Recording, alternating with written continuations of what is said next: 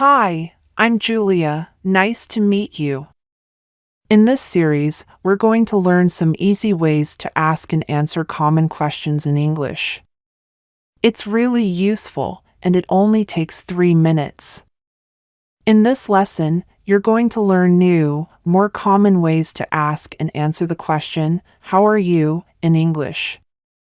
You've probably learned "How are you?" and "I'm fine" in textbooks before.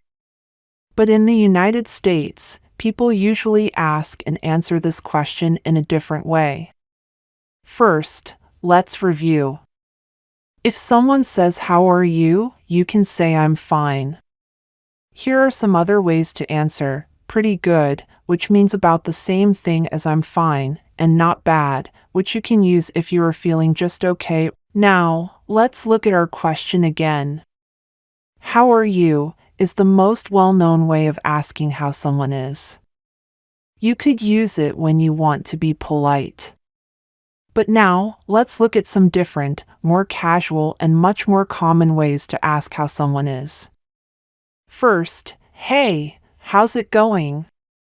You can answer this in many ways: good, pretty good, not bad. Even though these answers mean the same thing as "I'm fine," you can't answer "How's it going?" with "I'm fine." It will sound a bit strange. If you're not feeling good, you can say "not so good," "not great," or "not so well." Be careful. If you say one of these, the other person will usually ask why. What's wrong? To be polite. Then, you will have to explain. Another casual but very common version of "How are you?" is "What's up?" To reply, use a cheerful voice as you say "not much" or "nothing much." This means you're free and able to chat. Since "what's up" is just another way of saying hello, you can also reply with "hey" or "hi." Here's a tip. A lot of the time, when we ask questions that mean "how are you?" in English, we're not actually asking about the other person's health. We're only asking to be polite. You should think of these questions as another way of saying hello, a way for the conversation to get started instead of actual, literal questions. In fact, when someone asks you "what's up," you don't even have to answer. Just say "what's up" in reply. Hey everyone, I'm Julia. In this series, we're going to learn some easy ways to ask and answer common questions in English. It's really useful, and it only takes 3 minutes. In this lesson, you're going to learn how to ask what someone's job is in natural English. Of course, you can just say, "What is your job?" This is correct English, but it sounds too direct and awkward. Native English speakers almost never say this in a social situation. Instead, they use a different question. But before we master that, we need to compare it to a very similar question. What are you doing? I'm presenting a video about English. What do you do? I'm an English teacher. Do you see the difference? These two questions, "What are you doing?" and "What do you do?" sound similar but mean different things. The first one is asking what you are doing right now, this minute. You answer it using an ing verb. What are you doing? I'm reading. I'm watching TV. While the second is actually a shortened version of "What do you do for a living?" This is how we ask "What is your job?" in natural English. Let's practice this question. What do you do? When native speakers of English ask this question, it can come out very fast and sound more like "What do you do?" In order to tell it apart from "What are you doing?", just listen for the ing sound on the end of the question. If it's not there, then you're being asked what your job is. So, how would you answer this question? Just think of it as if the other person is asking you what is your job. You could answer with "I am" plus your job. I'm a teacher, or I'm an engineer. You can also mention the place that you work at, starting with I work at. I work at a hospital. I work at a law firm.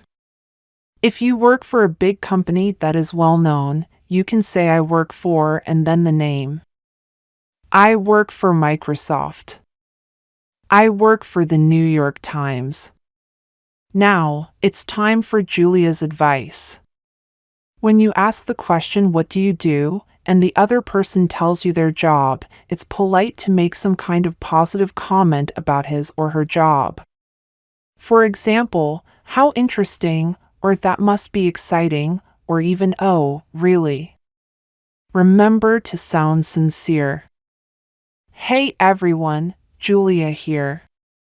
In this series, we're going to learn some easy ways to ask and answer common questions in English. It's really useful, and it only takes 3 minutes.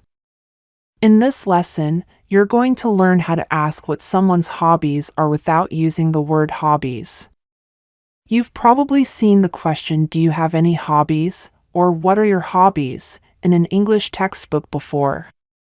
However, native English speakers almost never use the word hobbies when asking about them. A much more natural way to ask the same question is, what do you do for fun? Let's practice this question. What do you do for fun?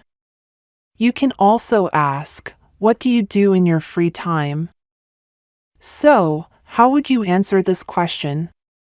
Let's look at how native speakers would do it. The easiest way is to say I like to or just I like, followed by what you like to do. For example, if you like watching movies, you could say, I like to watch movies, or I like watching movies. And if you like golf, you could say, I like to play golf, or I like playing golf. You can emphasize how much you like your hobby by adding a word like really in front of like. For example, I really like watching movies.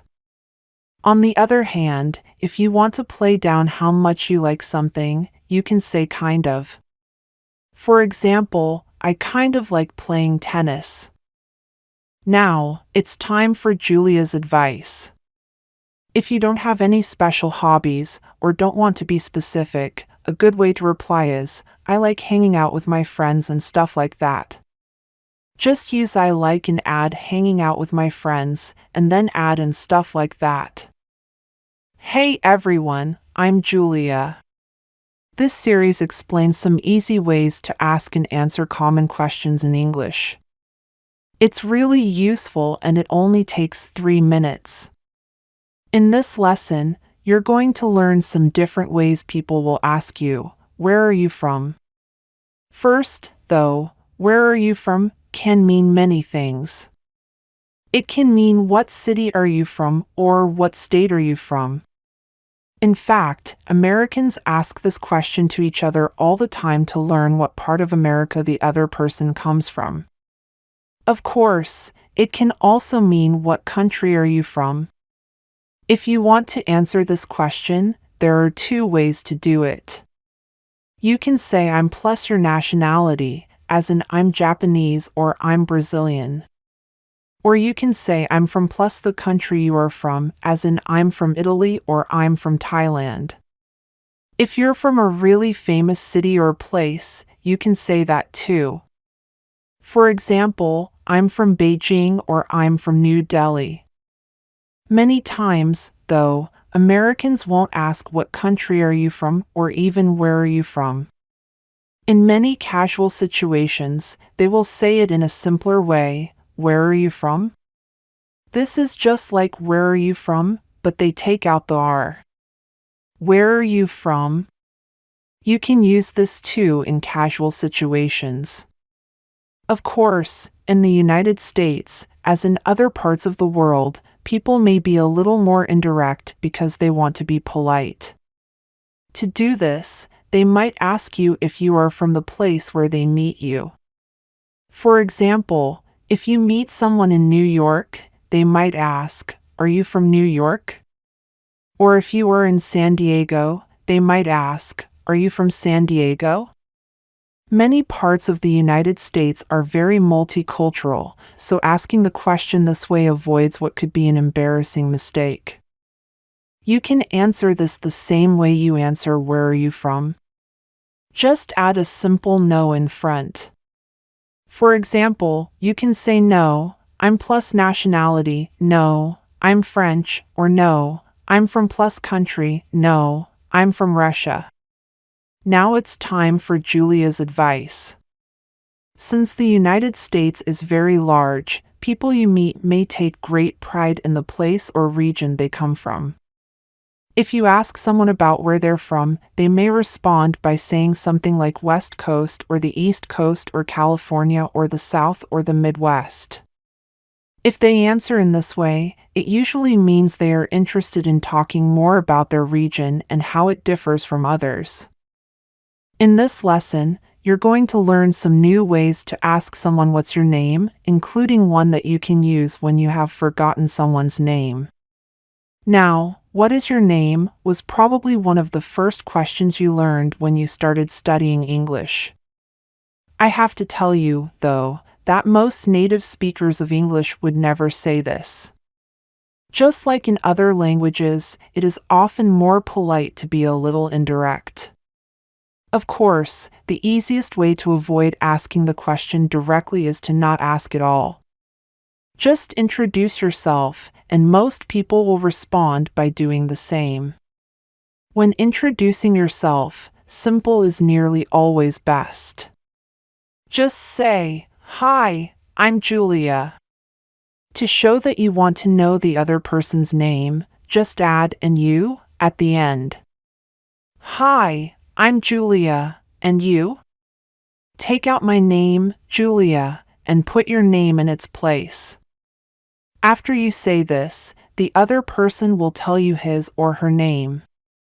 Okay, now let's talk about an embarrassing situation that happens to everybody. You have already met this person once before, but you have forgotten their name. The most polite thing to do in this situation is to apologize and ask again. There's a simple way to do this that's also polite. "I'm sorry, what was your name again?" This sentence is very similar to "What's your name?" but it has 3 important differences. First, we say "I'm sorry." A small apology can go a long way. After that, we say "What was your name?" This is just like "What is your name?" but instead of "is," we use the past tense "was." This is really important as it tells the other person that you remember meeting them, you haven't forgotten him or her, you have just forgotten the name. This little word makes all the difference. Finally, we add "again" to the end. This is another hint that tells the other person that you remember learning his or her name before, but you just can't recall it right now. "I'm sorry, what was your name again?" This phrase is appropriate for both formal and informal situations. Now it's time for Julia's advice. In the United States, it's normal to address people by name in conversation more than once, in both formal and informal situations. It's a way to show respect or interest in the other person and can help you make friends. It is also a great way to practice someone's name so you don't forget it.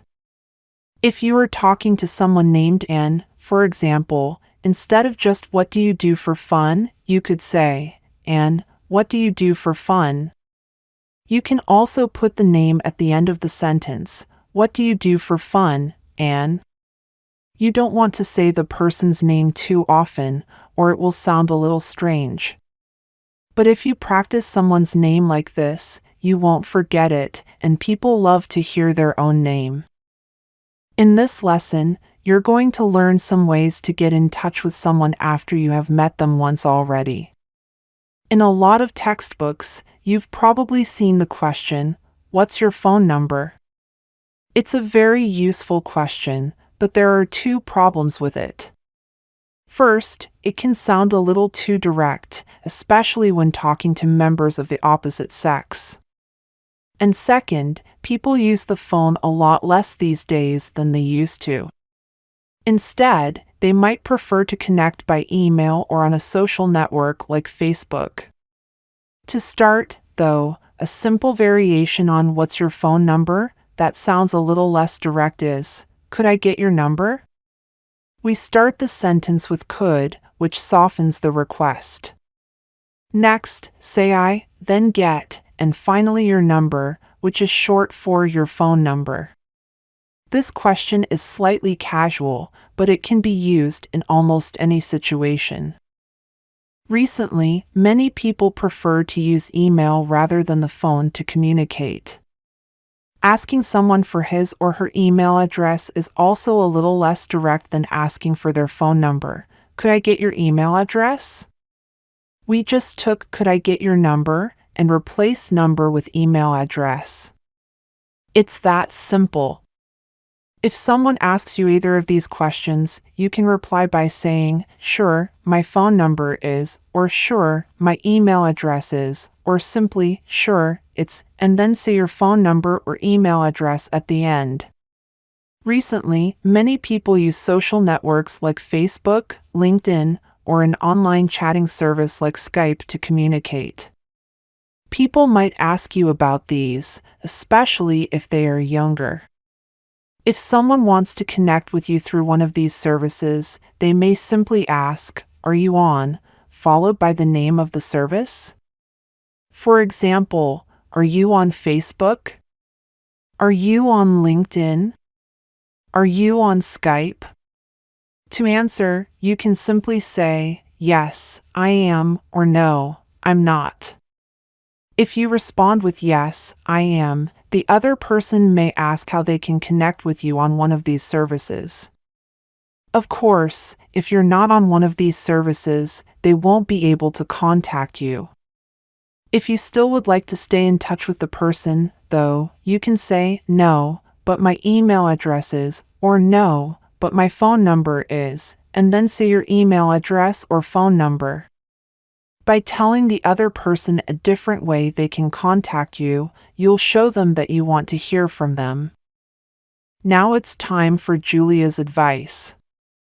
If you ask someone for their phone number, their email address, or some other form of contact information, they will usually give it to you if you have gotten to know them a little beforehand. If you ask too early in the conversation, though, they may be hesitant about sharing that information. The key is to make sure you talk for some time before requesting this kind of personal information. In this lesson, you're going to learn how to ask and say where you live.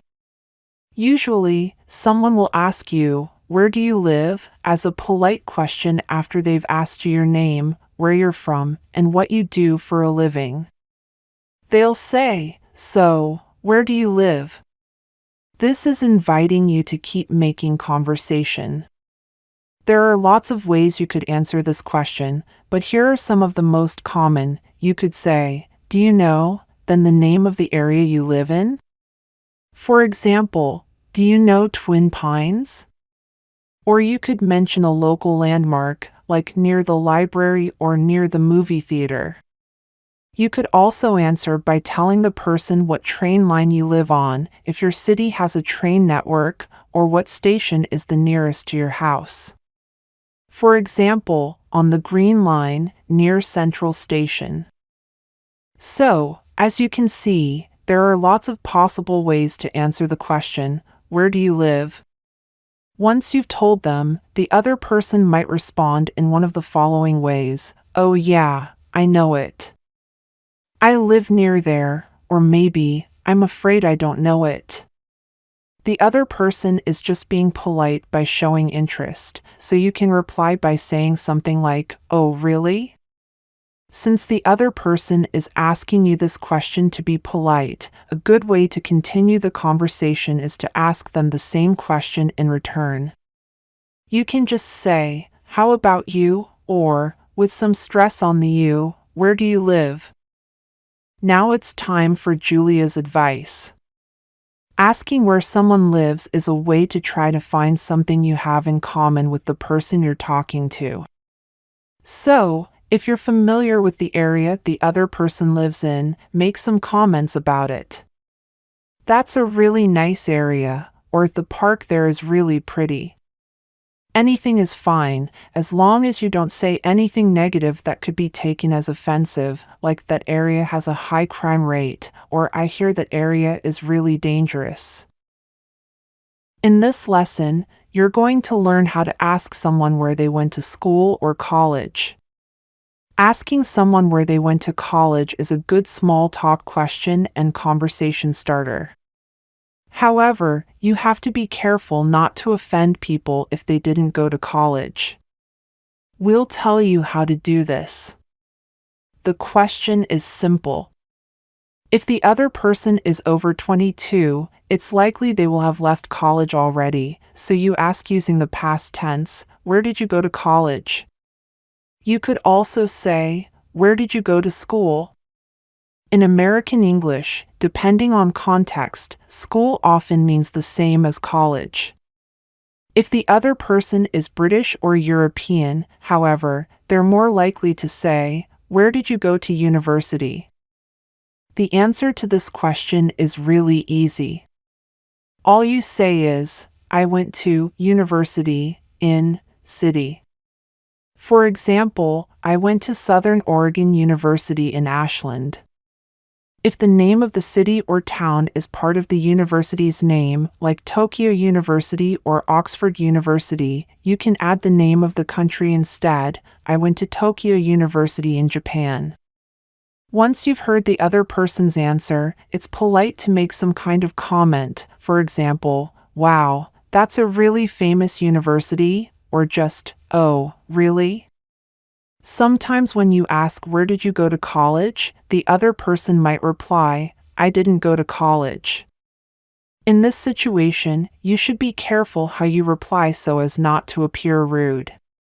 It's polite to not act surprised, but instead make a positive comment like, oh, really? Or ask a question like, did you go straight into a job? Now it's time for Julia's advice. A good follow-up question to keep the conversation going is to ask the other person, what did you study, or what was your major?